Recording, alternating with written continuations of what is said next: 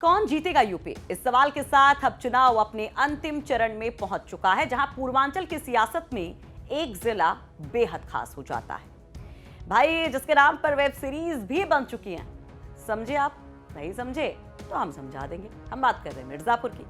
नमस्कार, आप देख रहे हैं यूपी तक और आपके साथ मैं हूं सुषमा। पहले मिर्जापुर जाना जाता था सूबे के सीएम रह चुके कमलापति त्रिपाठी के नाम से, तो अब मौजूदा सियासत में अनुप्रिया पटेल इसकी पहचान बनी हुई हैं। वहीं यहाँ की सियासी इतिहास के पन्नों को जब आप पलटेंगे तो उसमें दस्यु सुंदरी फूलन देवी और ददुआ के भाई बाल कुमार पटेल का नाम भी आपको मिल जाएगा। वैसे तो कांग्रेस के बाद मिर्जापुर में समाजवादी पार्टी का ही राज रहा, इसे समाजवादी पार्टी का गढ़ भी कहा जाता था। लेकिन मोदी लहर में मिर्जापुर से एसपी का यानी कि सपा का सूपड़ा साफ हो गया और कहा जाने लगा कि अनुप्रिया पटेल के अपना दल के बीजेपी से गठबंधन के बाद यहां के सियासी समीकरण तेजी से बदले। तो इस वक्त क्या है माहौल इस जिले की सभी विधानसभा सीटों पर, वो हम समझने की कोशिश करेंगे।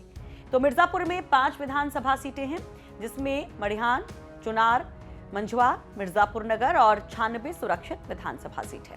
2017 में बीजेपी ने अपना दल के साथ मिलकर सभी 5 सीटों पर कब्जा किया था।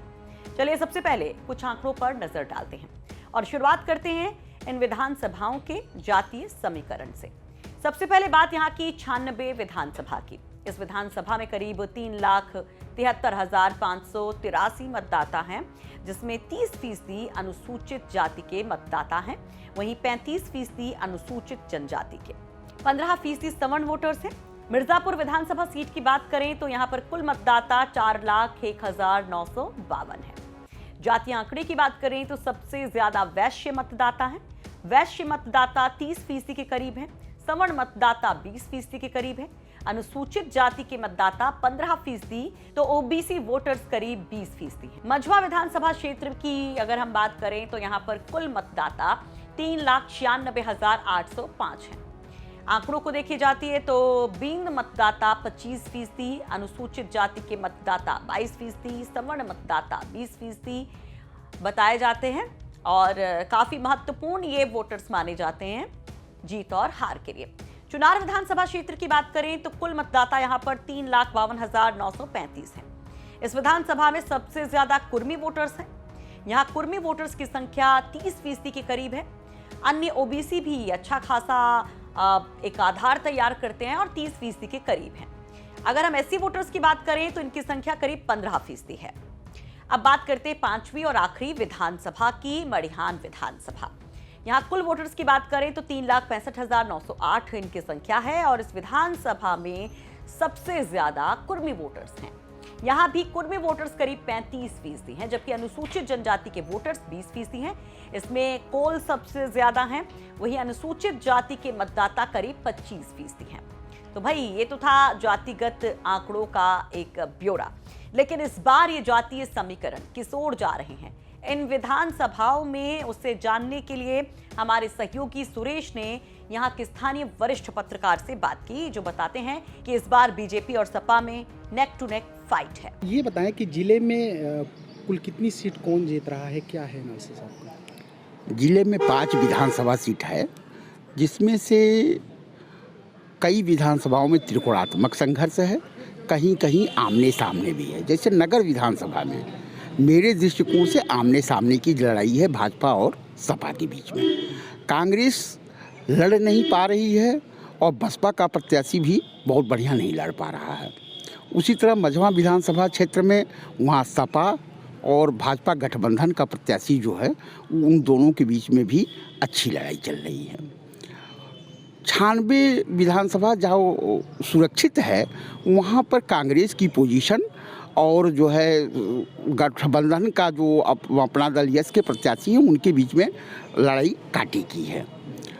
जहाँ तक मड़िहान विधानसभा की बात है वहाँ पे जो है कि जो वर्तमान ऊर्जा राज्य मंत्री थे उनके बीच में और सपा के बीच में लड़ाई अच्छी है, लेकिन वहाँ पे जो है कि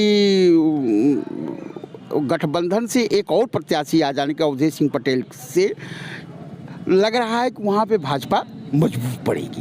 तो अगर 5 सीट की बात की जाए तो कौन पार्टी कितनी सीट लेती हुई देखी जाएगी? अभी तो ये बताना जल्दीबाजी होगी, लेकिन मेरे दृष्टिकोण से लग रहा है कि भाजपा ही मजबूत रहेगी। कितनी सीटें ले जा सकती है? 3 सीटों पर तो मुझे दिख रहा है कि वो भाजपा जा रही है और 2 सीट पे जो है सपा निकल रही है। तो इस बार समीकरणों में जो हेरफेर हुआ है उससे इस जिले की सियासत पर बड़ा फर्क पड़ने की बात कही जा रही है, लेकिन इतिहास में इस जिले की विधानसभाओं पर क्या नतीजे रहे ये जानना भी बहुत जरूरी है। तो चलिए पिछले 3 चुनावों के नतीजों पर नजर डालते हैं। सबसे पहले बात करते हैं 96 विधानसभा की, जहां 2012 के चुनाव में समाजवादी पार्टी के भाई लाल कोल जीते थे, जबकि 2017 में अनुप्रिया पटेल के अपना दल से राहुल प्रकाश की जीत हुई थी। जबकि मिर्जापुर नगर सीट की अगर हम बात करें तो 2007-2012 में समाजवादी पार्टी के कैलाश नाथ चौरसिया जीते थे, वहीं 2017 में बीजेपी के रत्नाकर मिश्र को जीत मिली थी। चुनार सीट की बात करें तो यहां पर 2007 में बीजेपी के ओम प्रकाश सिंह, जबकि 2012 में एसपी के जगदम्बा सिंह और 2017 में बीजेपी के रमाशंकर सिंह जीते थे। तो ये था इतिहास। अब क्या इतिहास खुद को दोहराएगा या इस बार के समीकरण कुछ और ही कमाल कर रहे हैं?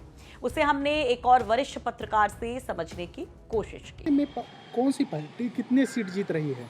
देखिए, अभी कुछ कहा नहीं जा सकता, लेकिन भारतीय जनता पार्टी की और समाजवादी पार्टी से सीधी टक्कर है और जिले की 5 विधानसभा सीटों में 3 सीटों पर सपा भारी लग रही है, जिसमें आपका 96 है, नगर है और मझवा है। और उसके पीछे कारण ये है कि जैसे 96 की सीट पर अगर समाजवादी पार्टी फाइट कर रही है तो उसके पीछे कारण ये है कि अपना दल यस के विधायक हैं राहुल कोल और उनके पिता पकौड़ी सांसद कोल हैं, जो समय समय पर ठाकुर और ब्राह्मण का जो एक जिन्न होता है उसको गरमा दे रहे हैं। तो कहीं ना कहीं इसका खामियाजा राहुल को भुगतना पड़ेगा। वही हाल मझवा में है। मझवा में भारतीय जनता पार्टी की पूर्व विधायक थी सुची स्मिता, जो जनता से काफ़ी परे थी और जनता अब उनको हटा करके समाजवादी पार्टी और भाजपा में वहाँ सीधी टक्कर है और नगर का भी वही हाल है। तो भाई देखिए, आंकड़े तो आंकड़े होते हैं, अनुमान होता है, लेकिन असली पिक्चर तो 10 मार्च को ही साफ होगी। 7 तारीख को यहाँ पर आखिरी चरण में वोटिंग होनी है, तो पूरा दम तमाम पॉलिटिकल पार्टीज की तरफ से लगाया जा रहा है, तमाम दावे भी किए जा रहे हैं, लेकिन किसके दावे में कितना दम नजर आता है और किसकी बातें जनता को समझ में आती हैं, जनता के सिर माथे बिठाती है, वो साफ होगा 10 मार्च को।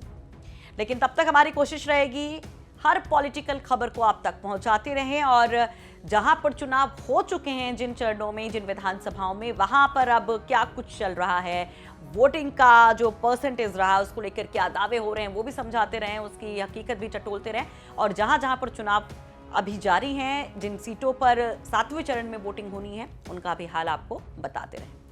तब तक के लिए आप देखते रहिए यूपी तक और पढ़ते रहिए UP तक.in।